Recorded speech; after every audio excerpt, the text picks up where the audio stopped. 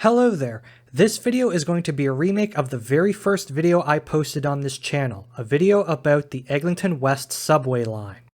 Although this one has significantly more detail and hopefully better production than that one does. So, let's get into the video.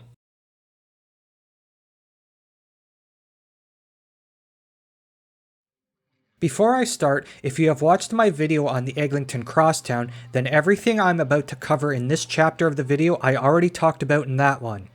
So if you don't want to hear me talk about old railways, streetcars, and proposals from the 60s again, then you can skip ahead to chapter 2. For the sake of completion and people watching this one first though, I will cover those same topics in this video. The origins of the Eglinton West Subway plan trace back to the late 1960s, although rail service along the Eglinton West corridor goes back much further, to the late 1800s to be exact. The Belt Line Railway was a loop line that began service on July 30th, 1892. It ran in a circle around what was at the time the city of Toronto, the village of North Toronto, and the southwest portion of York Township. Relevant to this video was the section of railway that ran just north of Eglinton Avenue between Chaplin Crescent and Caledonia Road.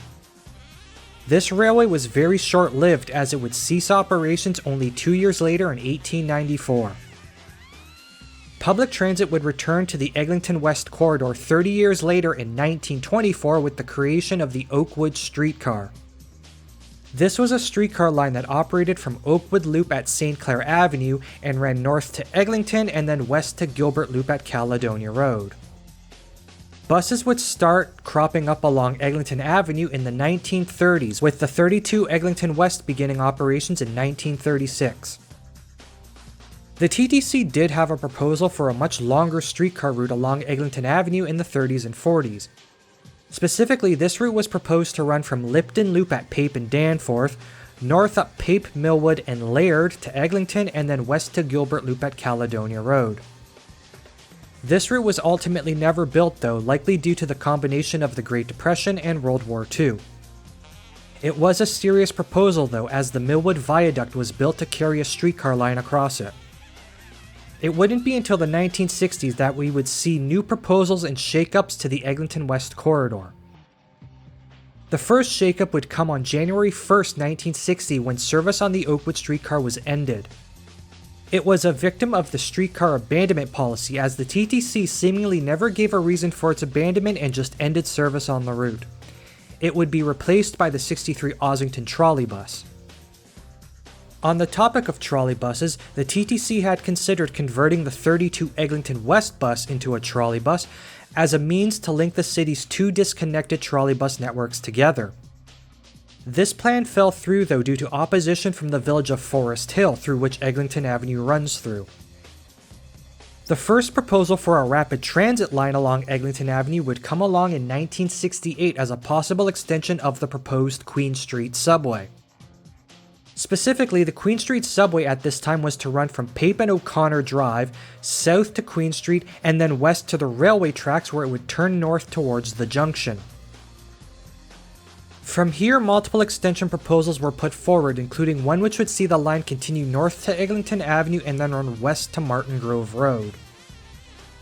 This plan fell through though, as the Queen Street Subway always found itself being kicked down the priority list in favor of further extensions of the pre-existing subway network into the suburbs. A year later in 1969, Metro Toronto would publish a Concept for Integrated Rapid Transit and Commuter Rail Systems in Metropolitan Toronto. In this, a subway along Eglinton Avenue from Weston Road to Don Mills Road was proposed. There it would offer a transfer to the Downtown Relief Line. Further extensions west into Etobicoke and east to Kennedy Road were also considered. This proposal fell through though for reasons I am unsure of. At this time, Metro also had a proposal to build the Richview Expressway along the Eglinton West corridor. This was to be a highway running from an interchange with Highways 401, 427, and 403 to an extension of Highway 400, which would take drivers further into downtown. This proposal fell through though due to local opposition, and the cancellation of the Spadina Expressway a year later brought an end to Metro's entire municipal expressway plan. At this time, the province was also eyeing up the Eglinton corridor for its own proposal, that being Go Urban. Put short, Go Urban was a plan to construct a bunch of lines crisscrossing Toronto, with these lines using trains that operated along magnetic rails and were propelled by magnetic levitation. This project fell through though when the province's German partner Krauss Maffei pulled out. The province would adapt its now abandoned technology into the ICTS trains used on the Scarborough RT and Vancouver SkyTrain. On this topic, Metro Toronto would examine the possibility of constructing an ICTS line along Eglinton Avenue. This proposal would see a route from Weston Road to Bellamy Road in Scarborough. As for why this project was never built, well, it was likely due to ridership concerns. As we'll see later in the video, Metro and the TTC didn't believe that Eglinton could support an ICTS line. As well, after the Scarborough RT opened, any thought about using ICTS trains for more lines was quickly discarded. In 1975, Metro Toronto would publish the Metropolitan Toronto Transportation Review, and in it would state, "For other than centrally oriented work trips, the Eglinton line is one of the most important single transit facilities to be considered by Metro." This leads into the 1980s, where the Egliton West line started gaining steam and went from a nice to have to something that it seemed we were serious about building.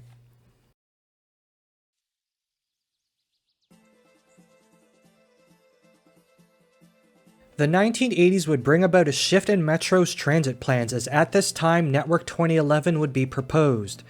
This was a proposal that would see new lines be built in the city, including a new line into the downtown core, a line along Shepherd Avenue, and relevant to this video, a line along Eglinton Avenue West. This was a line that would connect the cities of York, Etobicoke, and Mississauga, so they will be referenced heavily going forward. Of course, the question here is, why Egliton West specifically, and not all of Eglinton? The document Egliton West Rapid Transit Study, Problems and Issues to 2001, published in 1984, lays it out. In this document, it was forecast that 20 to 40% of office employment in Metro Toronto would be located in the downtown Toronto area. Surveys of travel patterns over the previous decade showed that the greatest portion of downtown employees originated in Peel region, particularly from the city of Mississauga. So Eglinton West was singled out over the entire Eglinton corridor, as connecting the city to Peel region was the more pressing concern than going further east into Midtown and Scarborough. It would be noted that between 1971 and 1981, the Mississauga labor force grew from 64,000 to 166,000. The percentage of people who lived and worked in Mississauga grew from 38% to 46% over the same time period. Metro Toronto, however, remained a major employment center for Mississauga residents, as 47% of its labor force worked within Metro. The Etobicoke labor force grew by 33% over this same 10-year period, with 20% of workers commuting downtown. Finally, York experienced almost no growth over this period, with 26% of workers commuting downtown and another 30% commuting to other parts of Metro Toronto. By 1984, Mississauga had a population around 325,000 residents, and this was expected to grow by 40.3% by 1991 and another 35% by 2001. It was estimated that Mississauga accounted for 64% of Peel region's population, and this would grow to 66% by 2001. It was noted that between 1977 and 1983 there was a 2% growth in the number of cross-boundary trips between Metro and Peel during the AM peak. Within this growth, 34% of commuters used transit while 66% drove. Car trips were largely on arterial roads within Etobicoke, while transit trips were largely on the GO train. Another issue that must be addressed is Pearson International Airport, which at the time was not included as part of the project. It would be stated that at the time only 2% of trips to the airport were by transit. By 1981, about 12,000 people worked in or around the airport, and this could grow to 18,000 by 1991 and 30,000 by 2011. These volumes would result in a demand for transit at around 5,000 passengers per hour per direction by 2011. This demand could be adequately met by a bus service running from a station at Renforth Drive. As well, the TTC didn't want to potentially box themselves in, as going straight to the airport could preclude a possible extension into Mississauga. So the TTC wanted to keep both options on the table for the time. Thus, the Eglinton West Rapid Transit Study was undertaken to address the following issues. 1. Increase traffic on east-west Etobicoke arterial streets. 2. Increased work trips into downtown Toronto. 3. Increase traffic on the Bloor-Danforth Subway and transfer traffic at St. George Station. 4. Commercial center development in Mississauga and York. 5. Improve transit service in Northwest Metro. 6. Long-term transit policies. And 7. Pearson International Airport. A long-term objective of the TTC was to implement a circumferential system of rapid transit lines around Toronto by linking radial lines with crosstown services. Transit service along Eglinton at the time consisted of buses operating at a combined 2.5-minute headway east of Keele Street. Maximum passenger volumes occurred west of Egliton West Station with a peak AM volume of 1,550 passengers per hour per direction in the eastbound direction. The average operating speed along Eglinton Avenue between Renforth and Eglinton West Station was 17 km per hour. Transit service west of the city's western boundary was provided by Mississauga Transit, which operated about 55 buses per hour during rush hour to Islington Station on the Bloor-Danforth Subway. A report from 1982 would forecast that demand along the Eglinton West corridor could reach 9,500 passengers per hour in the peak AM period by 1991 if a high-speed service to Mississauga City Centre were built. All of these factors and forecasts place the expected demand for the line within Metro Toronto in the service range that could be provided by an LRT. This LRT would operate on an exclusive right-of-way and be grade separated at all major arterial intersections and feature transit signal priority at crossings with local streets. This could also form a connection with a possible Peel Region section, be it BRT or LRT. The report does consider a possible 10-kilometer extension of the line to Mississauga City Centre. The report would simulate 5 possible scenarios for a 13-kilometer line along Eglinton West, with a differentiation between what is called local service and regional service. To break these down, the local service is defined as a line with a high degree of local accessibility. It is stated that in this scenario, the 13-kilometer line would have 12 stops with an average stop spacing of around 1.2 kilometers and an average speed of 30 kilometers per hour, which is similar to the Bloor-Danforth line between Keele and Woodbine. The regional service focuses more on speed than accessibility, with the line having only 7 stops and an average stop spacing of about 2.2 kilometers. This would give the line an average speed of about 40 km per hour, which is similar to the Yonge subway north of Eglinton. It would, however, necessitate the running of a parallel bus service to fill the gaps. The first scenario would be the base case, that is, do nothing and instead make improvements to existing transit and roads. The second scenario would examine a rapid transit line along Eglinton Avenue between Renforth Drive and Eglinton West Station using 1.2 km stop spacing. The ridership demand for this line was estimated to be around 8,000 passengers per hour. The third scenario was the base case, but its effects extended out to 2011. The fourth scenario would examine a rapid transit line running from Eglinton West Station to the Central Mississauga Hydro Corridor.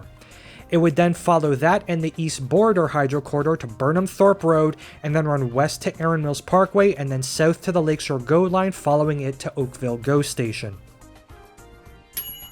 Stop spacing within Toronto would be 1 kilometer and further apart in Mississauga. It was estimated that this would have a peak demand of around 9,000 passengers per hour. Finally, Scenario 5 was the same as the last, just with a 2 kilometer stop spacing throughout. It was estimated that this would have a peak demand around 17,000 passengers per hour. The study would conclude that without rapid transit capacity, both the 2001 and 2011 simulations indicate serious transit deficiencies into the central area of Toronto. These deficiencies occur both in the north-south and east-west directions. Demand on the Bloor-Danforth subway will reach or exceed peak demand on the Yonge subway by 2001, indicating the need for relief facilities from the east and west. Serious overcrowding is also forecast for the Yonge University line, indicating the need for additional north-south transit facilities into downtown. The test simulations would show that a line with a higher speed would be more effective in attracting peak point ridership and in reducing demand on the Bloor-Danforth subway. The longer regional line to Oakville would attract 80% more riders and be twice as effective as a relief line for Bloor. However, it was noted that the simulation may overestimate the sensitivity of riders to an approximate 10-minute travel time saving and underestimate ridership response to crowd conditions. Finally, these simulations don't take into account the existence of a downtown relief line, so the scenarios created may not be a perfect prediction of what would happen in reality.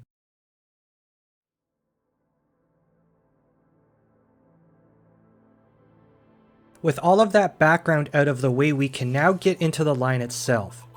Subway and ICTS trains had been examined for the route but were dropped as their capacities, 34,000 and 20,000 passengers per hour respectively, were deemed to be far too high for the line. The summary report from 1985 would state that, if the Egliton West RT is to relieve congestion of the Bloor-Danforth, then it must operate at a higher speed. This cannot be achieved under mixed traffic conditions and requires a protected right-of-way. As stated in the previous chapter, the plan for the line was to run on an exclusive right-of-way with grade separations at major north-south arterial roads and grade crossings with transit signal priority at crossings with collector and minor streets. The line itself would run from Renforth Drive to Egliton West Station. Between Renforth and the Mimico Creek, the line would run on the north side of Eglinton Avenue. It would then run down the middle of Eglinton Avenue on a right-of-way with grade separations at Kipling, Islington, and Royal York. These separations would be via fly-unders, with stations being shallow and similar to Queen's Quay Station downtown. Eglinton Avenue would be expanded to 6 lanes to maintain space for cars. East of Jane Street, the line would dive underground with a brief 250-meter at-grade section in the Black Creek Drive area before diving underground again. From here, 2 alignments were examined. The first would see the line run underground to what is today the Go Barrie line. From there, the route would come to the surface and follow the old Belt line right-of-way to a point just west of Marley Avenue, where it would dive back underground to Eglinton West Station. The second option was for the line to stay under Eglinton Avenue to Eglinton West Station. Ultimately, the first option would be selected as the preferred option, as option 2 would increase the cost of the project. I do want to point out that a report from January 1985 notes that the line west of Weston Road would be at grade or elevated, which finally explains the origins of these images. However, only 3 months later, the March 1985 summary report makes no mention of elevation and instead simply presents the previously discussed underground alignments. The line would use ALRV cars coupled together into 4-car sets, which have a capacity of 540 passengers. At a 3.25-minute frequency, the line could move 10,000 passengers per hour per direction. This could be expanded to 16,200 passengers per hour per direction with a 2-minute frequency. Cost would be a consideration for the project, and as a result, a compromise would be made to it. While LRT would be the ultimate goal, the line would first be built as a BRT. This BRT would use articulated buses, each with a capacity for 90 people. The line's capacity could be up to 9,000 passengers per hour per direction when operating 100 buses per hour per direction in a mix of local and express services. This service could be done with the inclusion of bypass lanes allowing express buses to overtake the locals. Ultimately, the BRT would save around $315 million with the annual operating cost of a 10,000 passengers per hour per direction BRT being around $19.6 million. By comparison, an LRT of similar quality would cost around $22.7 million annually to operate.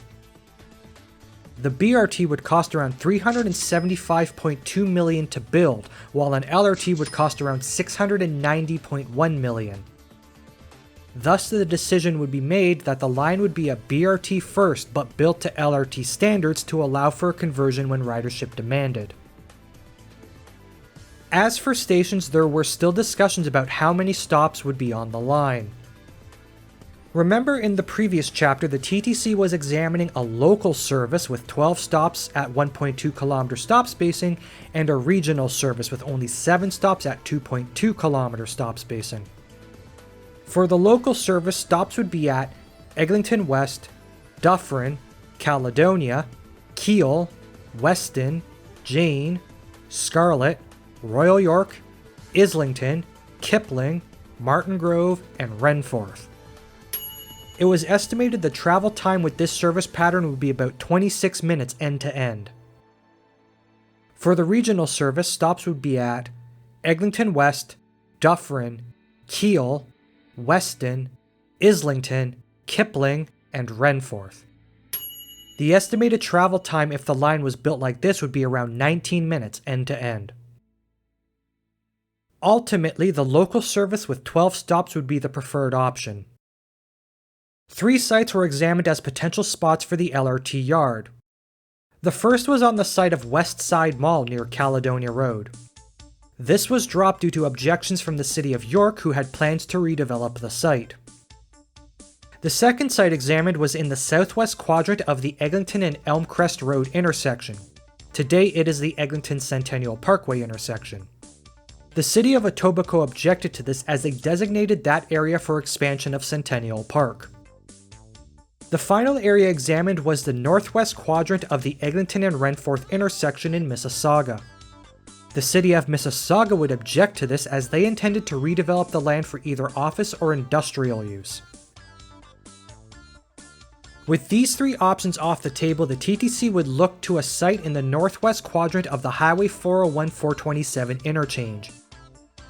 The land was owned by Transport Canada, who showed a willingness to allow it to be used by the TTC. As for the BRT, its garage restrictions were less strict, although any garage built for it would need to have a capacity to handle 100 articulated buses.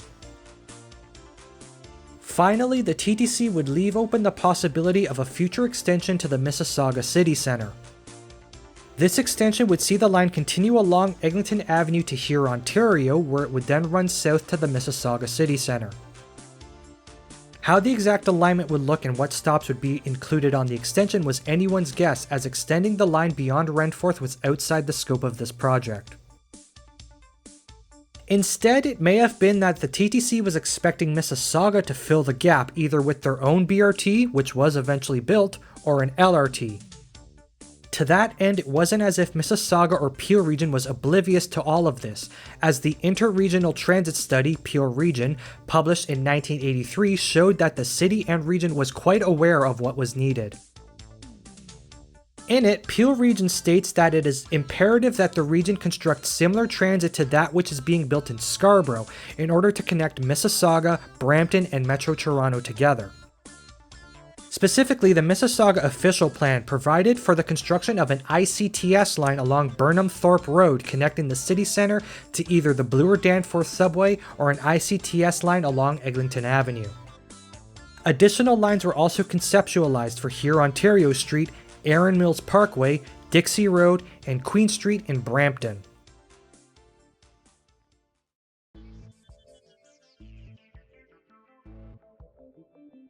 Despite all of the work that had been done, the Eglinton West Plan and the entirety of Network 2011 would fall apart after the retirement of Bill Davis and the Conservatives' subsequent election loss to the Liberals in 1985. The incoming Liberal Party under David Peterson would sit on the current transit proposals as they were not keen on Network 2011's $5 billion price tag. It wouldn't be until near the end of their term that they put forward their own transit proposal. In this, they kept the LRT along Eglinton, however it had now been cut back to the Black Creek area, with everything west of it to now be a BRT instead. This wouldn't matter though, as the Liberals would lose the 1990 election to the NDP. The NDP under Bob Rae would present their own $2 billion Let's Move plan, which among other things retained the line along Eglinton West. However, the plan was going to undergo some pretty dramatic changes. The cities of York and Etobicoke had begun agitating that the Eglinton West Line should be a subway and not an LRT-BRT combo. Their reasons for this lay largely with the other big transit plan Metro was considering at the time, that being the Shepherd Line. The line was planned to be a subway connecting the North York and Scarborough city centre areas together and relieve congestion on the Shepherd East corridor.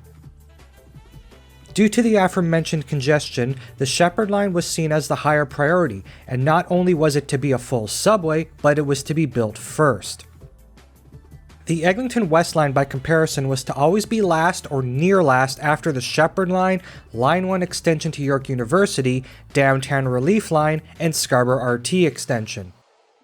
York and Etobicoke believed that their needs were equal to that of Scarborough and North York's, and they would form a voting bloc on Metro Council, pushing for the Eglinton West Line to be a full subway and moved up the priority list. For his part, the Premier of Ontario, Bob Rae, was sympathetic to this, if only because he just so happened to be the MPP for the York South-Weston riding. Full planning for the line would commence, and by 1993 the environmental assessment was complete. 4 alignments would be looked at for the line. The first would be the base case of a line running from Eglinton West Station to Martin Grove Road. The second alignment would see the line run underground from Eglinton West to York Centre. From there the line would come to the surface and run on an elevated structure following Weston Road, Dixon Road, and Highway 27 to Renforth. It was stated that this would be the cheapest option with an estimated cost of $305 million.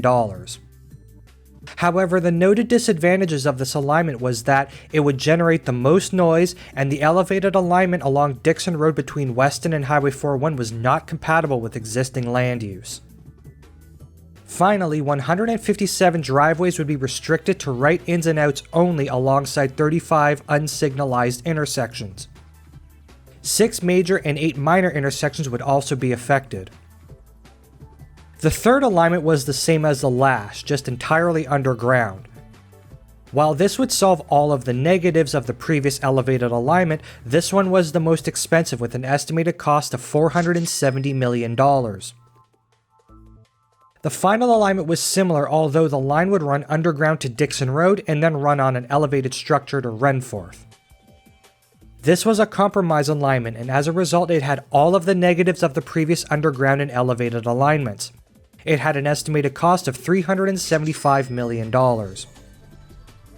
As a result, all of these alternate alignments along Dixon Road would be dropped, as they would all require a substantial amount of residential and business displacement. By comparison, the Eglinton West Corridor still had a wide right-of-way left over from the Richview Expressway proposal, and this could be used to minimize displacement. So the base case of keeping the route along Eglinton was carried forward. Between Eglinton West and York Centre, the line would be underground. Beyond that though, other options were examined. The first was for the route west of York Centre to be a busway built on the north side of Eglinton. This was not unlike the proposal made by the prior Liberal government, and spoiler alert, it would end up being the preferred option in the interim between building the first section of the line to York Centre and extending it west at an undefined future date. Option 2 was to construct the line entirely underground. Option 3 would see the line use a mix of elevated, underground, and open-cut alignments. For all elevated alignments, the structure would be 12 meters wide and either be a single guideway carrying 2 tracks or 2 individual guideways. The structures would be made of precast concrete with spans between 20 and 30 meters. The piers for the guideway would be 1.5 meters in diameter, and the whole structure would be elevated a minimum of 4.65 meters above road intersections. Specifically, the route would move onto an elevated structure just east of Jane Street and would dive back underground at a point just west of Scarlett Road. It would then run underground to Royal York Road and then proceed in an open-cut trench on the north side of Eglinton to Martin Grove. The final option was for the line to run entirely in an open cut on the north side of Eglinton from a point east of Jane Street to Martin Grove. The line would, however, cross the Humber River on a bridge. Ultimately, a fully underground alignment would be chosen, with all at-grade and elevated alignments dropped due to natural and social environment factors. The underground alignment would use twin-bore tunnels, with stations being built cut and cover. The next issue to be addressed would be a connection to the airport. For this, 5 alignments would be examined. The first would see the line turn north and run up the west side of Highway 27 to Dixon Road, and then run west to Carlingview Drive on the south side of the street. Service to Renforth would be provided by a busway. Option 2 would see the route run to Renforth Drive and then turn north following Renforth and Carlingview to Dixon Road. Option 3 would see the route run along the east side of Highway 27 to Dixon Road and then run west to Carlingview on the north side of the street. Service to Renforth would be provided by a busway. Option 4 was similar to 2, with the line running to Renforth but making much wider turns north to Dixon Road. Finally, Option 5 would see the line run north through the Kipling Hydro Corridor to Dixon Road and then run west to Carlingview on the north side of the street. Service to Renforth would be provided by a busway. Of these, Option 3 was chosen as the preferred alignment. Specifically, the line would come to the surface west of Martin Grove to cross the Mimico Creek. It would then run at grade, passing under Highway 401 and running along the east side of Highway 27. It would then dive underground and turn west, running under the north side of Dixon Road. It would briefly come to the surface to cross the Mimico Creek once more before diving back underground to terminate at Carlingview Drive. This does mean that by 1993 the Egliton West Subway was not supposed to go to Renforth, but instead Dixon Road and Carlingview, as this provided a better alignment to the airport proper. As well, it should also be obvious that the line wasn't going to the airport either, at least not onto the property. I don't know why this is, but it could be due to the rebuild of Terminal 1, which hadn't happened yet. As well, any direct connection to the airport would require input from Transport Canada and the Greater Toronto Airport Authority. So the idea may have been to just get the line to Carlingview and then worry about a proper connection to the airport later. The next question asked was a question of technology. While we today know the line was going to be a subway, back in the 90s other alternatives were looked at. First was to simply use buses, specifically 40-foot buses and 60-foot articulated buses. Longer bi-articulated buses were also considered, but they were quickly discarded due to the operational complications, such as road operations and needing a new dedicated garage just to maintain them. Using buses for the section east of York Centre was a non-starter, as that portion of the line was entirely underground, and using diesel buses here would necessitate the construction of more ventilation shafts. As well, in order to allow buses to pass each other, the tunnels would need to be built cut and cover instead of bored. Finally, given expected ridership, the terminal facility at Eglinton West would need to be significant, with up to 25 bus bays. Ridership on the route was expected to be between 12,000 and 15,000 passengers per hour, while a BRT network maxes out around 9,000 passengers per hour, so buses would not be able to meet the expected peak ridership at the busiest part of the line. The use of buses would, however, be retained for the route west of York Centre, where the busway could be built at grade and ridership was lower. The next option looked at was LRT. Specifically, the TTC would consider both the use of linked-together ALRVs like the Network 2011 proposal and high-floor LRVs like those used in Calgary and Edmonton. Here, advantages included an easier ability to utilize at-grade and elevated alignments and potentially lower overall operating costs.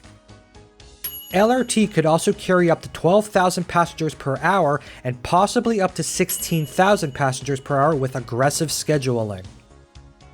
However, in regards to the larger Calgary-style LRVs, the assessment would note that they fall behind a subway in regards to operating cost per passenger. What this means is that even though a subway would be more expensive, the cost per passenger is still lower given the subway's naturally higher capacity, assuming that capacity is used. A half-empty subway will burn more money than a fully utilized LRT. However, a fully utilized subway will outcompete a fully utilized LRT in per passenger dollars, even accounting for the naturally higher operating costs. Other issues addressed were the need for wider diameter tunnel bores to accommodate the overhead catenary and the need for a dedicated yard on the line. The next technology examined is what the report labels as MRT, or Medium Rapid Transit. This is just a fancy way of describing the ICTS trains used on the Scarborough RT and in Vancouver. The assessment specifically specifies either using the Mark I trains like those on the Scarborough RT, or the Mark II trains which were being developed for Vancouver at the time. Advantages include a cost savings in operations as the line could be fully automated. Construction costs could be reduced by between 10 to 15% since stations wouldn't need to be as large and platforms would only need to be 60 meters long. Finally, ICTS trains could also more easily make use of elevated alignments. The report notes, however, that these savings do not include other operating expenses and the need for a dedicated yard on the line. The final technology considered was heavy rail subway. The obvious advantage was the higher capacity offered and better interoperability with the rest of the subway network. As well, a yard would not be needed as trains would be stored at Wilson Yard, and a Y would be constructed to connect Line 1 and the Eglinton line together.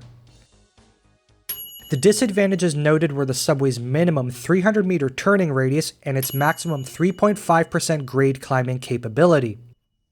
By comparison, both LRT and ICTS vehicles could take tighter turns and climb steeper gradients. Another disadvantage was the station size, as platforms would need to be 100 meters long. Finally, there was the question of operations, as a subway would require 2 men per train, while an LRT would only require 1 operator and ICTS trains could be fully automated. Ultimately, though, heavy rail subway would be selected as the preferred technology for the line. The assessment would specify that the line would use 4-car trains as this would best serve the line's projected ridership. While 6-car trains offer a higher capacity, the operating benefits only kick in when there is ridership to justify trains of that length. Headways on the line would need to be severely impacted in order to justify the use of 6-car trains. While I couldn't find it in the assessment, I would assume that the stations would be future-proofed for 6-car trains as was done on the Shepherd line. And with that, the line was going to be a subway running from Egliton West Station to Carlingview Drive and be built underground save for a brief at-grade segment along Highway 27. Additional stations would be placed at Dufferin, Caledonia, Keele, York Centre, Jane, Scarlett, Royal York, Islington, Kipling, Martin Grove, and Skyway. A dedicated busway would be constructed connecting Martin Grove Station to Renforth Drive and a connection to the proposed Mississauga Transitway. The line would have a maximum speed of 80 km an hour, although the actual average speed would be between 30 and 40 km per hour, which is in line with the rest of the subway network. The assessment makes a brief mention of using the Y at Egliton West as a means to interline service. This, however, was rejected. The TTC's prior experience with the interlining of lines 1 and 2 in 1966 showed the complications this can cause. As well, interlining would complicate a potential eastern extension of the route. Lastly, in order for interlining to work, a new ATC signaling system would need to be installed on Line 1. At the time, this was estimated to cost $400 million, and it wasn't seen as necessary at the time. For the stations themselves, at Eglinton West Station there would be a connection to Line 1 to allow Eglinton line trains to be stored at Wilson Yard, thus removing the need for a dedicated yard for the line. The next stop would be Dufferin, where a 2-bay bus terminal was proposed at the intersection of Dufferin and Ramsden Road. The next stop would be Caledonia. A 3-bay bus terminal was proposed for this station, although it wasn't decided if it would be on the south side of Eglinton Avenue or just north of the station under a new development.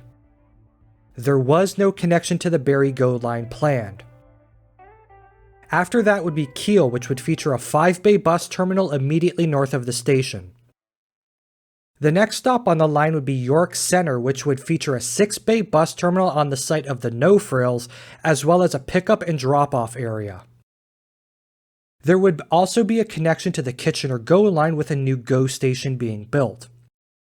Here, the line would also act as an anchor for the development of York Centre, which was to be a new downtown area for the city of York and part of Metro Toronto's broader plan to develop sub-centres to move jobs and thus commuters out of downtown. The stop at Jane would feature a 6-bay bus terminal. The stop at Scarlet would feature no bus terminal. The next stop would be Royal York North, which would include a 6-bay bus terminal and a park and ride on the west side of the street. The stop at Islington would feature a 4-bay bus terminal. The stop at Kipling would feature a 5-bay bus terminal and a large commuter parking lot to the east. The stop at Martin Grove would feature a large 10-bay bus terminal, as this would be the eastern terminus of the busway to Renforth and Mississauga. I presume here riders would be able to transfer to Mississauga Transit.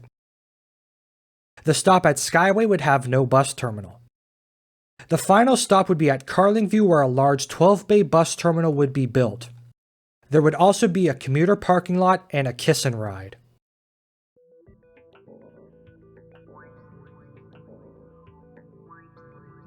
Among all of this planning, there was an elephant in the room. That being the recession of the late 80s and early 90s, which had hamstrung the province's finances.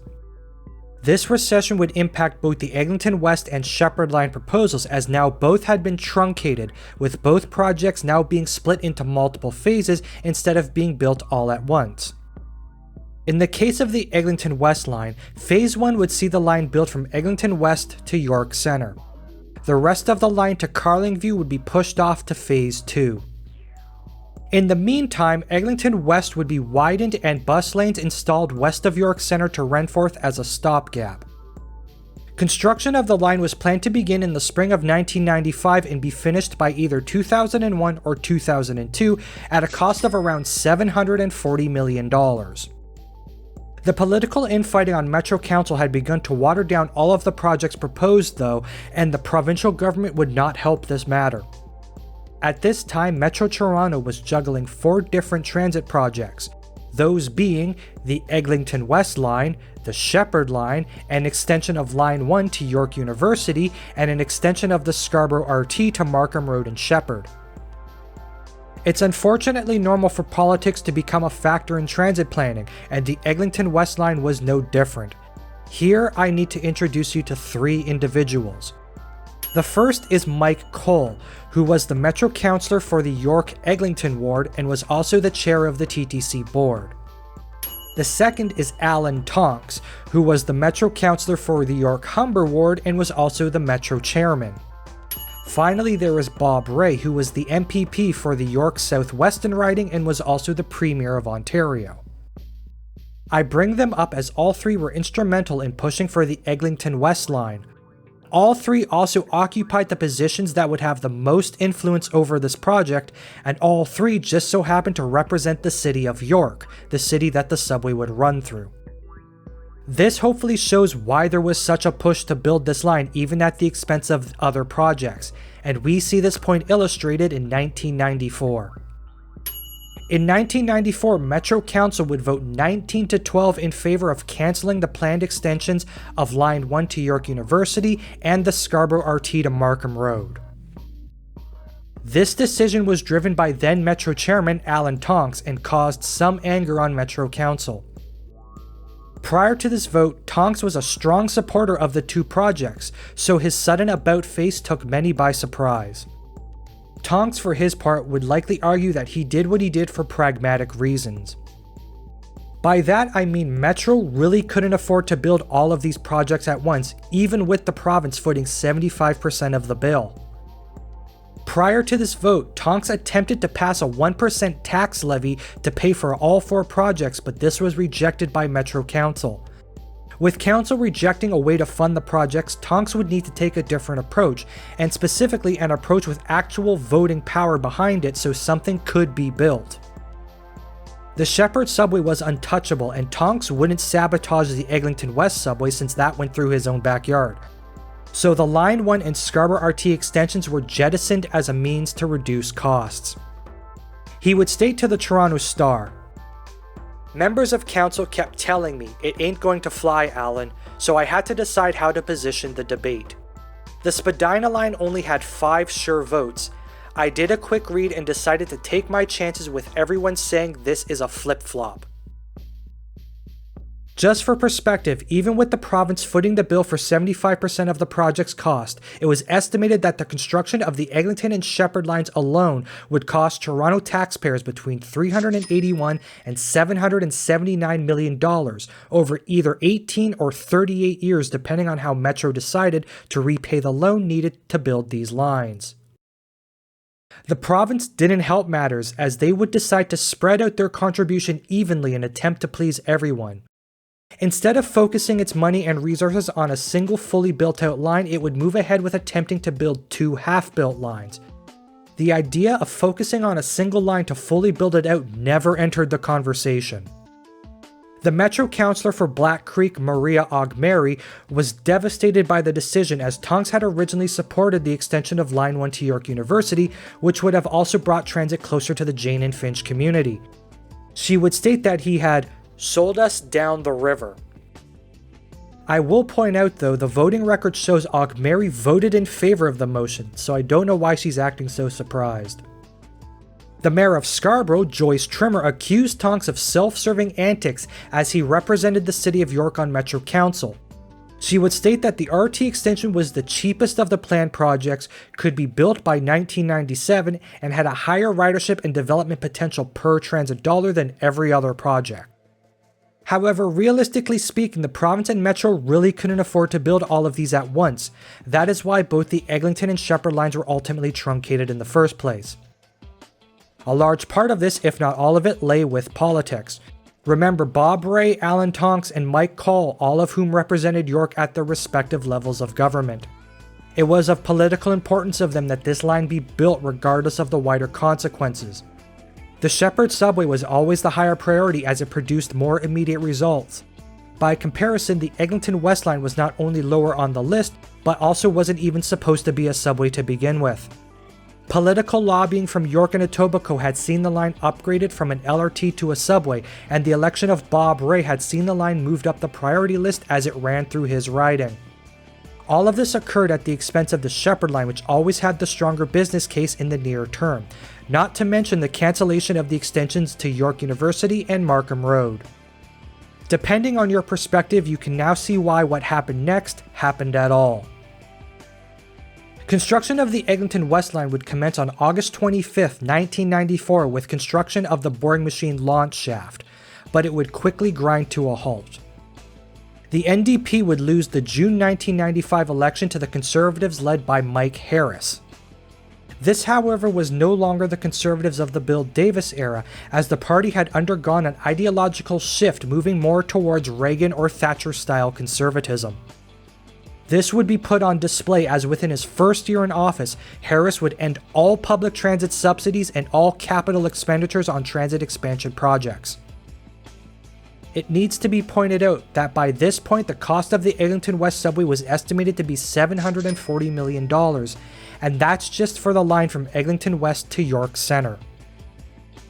In the days leading up to the project's cancellation, Premier Mike Harris would be asked if cancelling the subway projects made sense after the province had already spent $200 million on them. He would state, "If you can't afford to finish it or operate it, it does." Mike Cole, who was now an MPP for the Liberal Party and the official transportation critic, would state, "This is an ominous sign. They are not only turning their back on public transportation, but on the future of Metro." He would state further, "The subway is not just about moving people, but getting them to stay in Metro." The former Chief General Manager of the TTC, Al Leach, who was now a Conservative MPP and Cabinet Minister, would say that he would fight for the subways, but only if the province could afford them. "I think subway construction is absolutely paramount to the growth of our region. However, if I was aware of what our economic situation was at the time I was supporting the subways, I might have had a different view." He continues, It's a matter of facing reality. You can go ahead and stick your head in the ground, but we have real problems. The province would decide to formally pull out of the project a few days later. Without the province paying for 75% of the line's cost as the NDP had planned, Metro could not afford to build either the Eglinton West or Sheppard subway lines on their own. The Eglinton West project was dead and the launch shaft for the boring machine was filled in.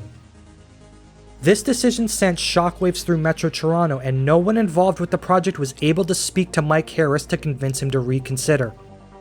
Then Mayor of York, Francis Nunziata, would state that York cannot survive without the Eglinton line, and state to the Toronto Star that, "The Eglinton line is a cornerstone of our economic development strategy. Any decision to axe the Eglinton line will have a devastating impact." As mentioned earlier, the Eglinton West line was to anchor the York Centre development, which was to have 110,000 square feet of new commercial space and 1,600 new residential units.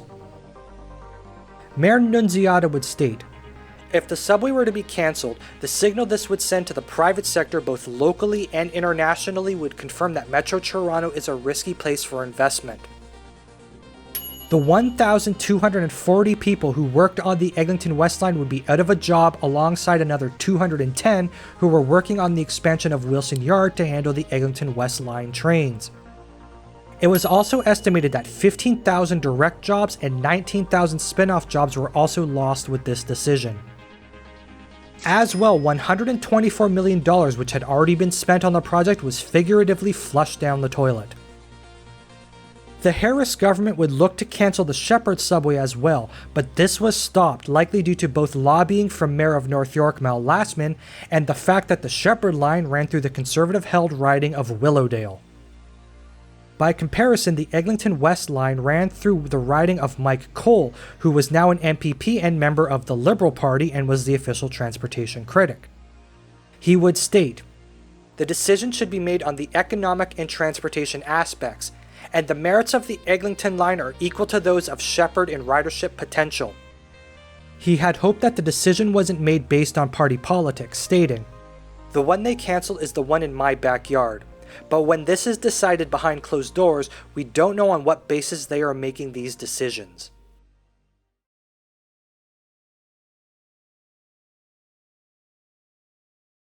In the aftermath of the line's cancellation, the TTC and Metro would refocus their efforts on the Sheppard line and an extension of Line 1 to Steeles.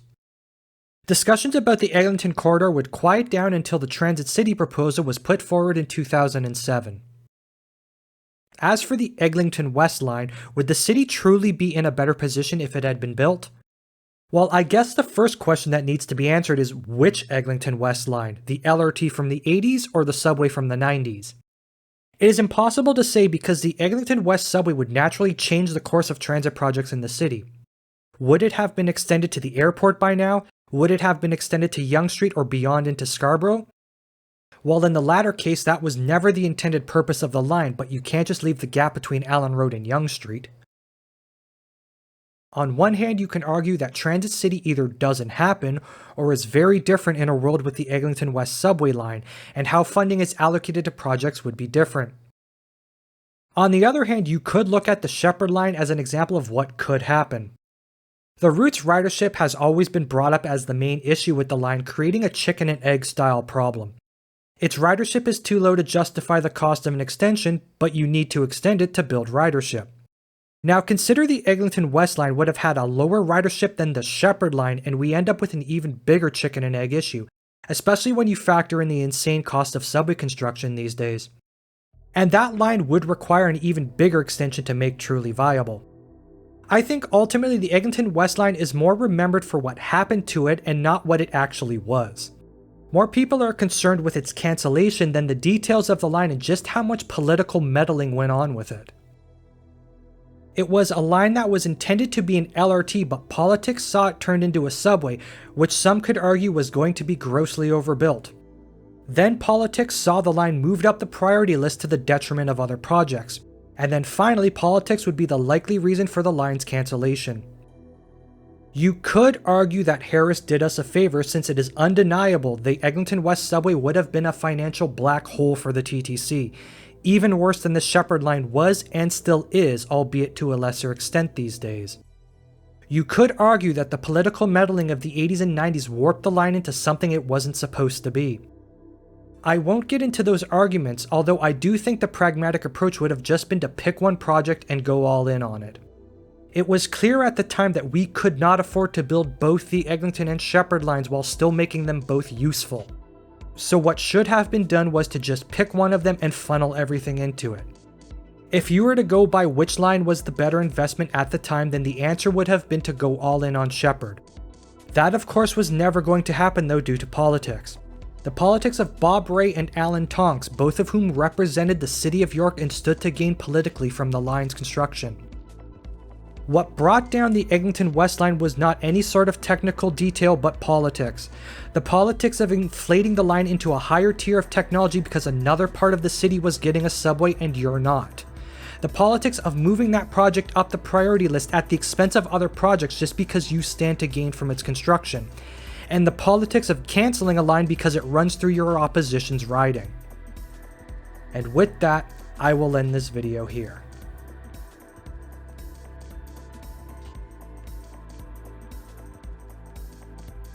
Thank you for watching this video, and if you enjoyed it and want to see more like it, please hit that subscribe button because there are more videos like it on the channel, and there are more videos like it on the way.